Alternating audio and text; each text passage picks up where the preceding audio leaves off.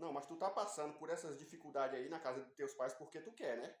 Porque eu já te falei, vem viver uma vida nova do meu lado, vem viver.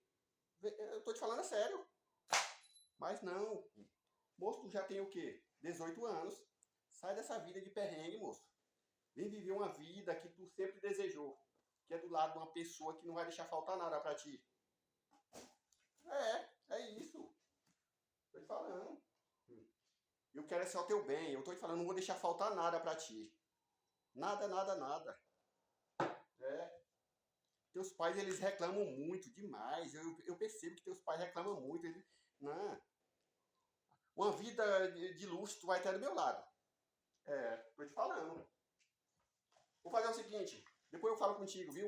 Eu vou só escovar meus dentes aqui, aí depois eu termino de falar contigo, tá bom? Tá. Mas pensa bem no que eu te falei, tá bom?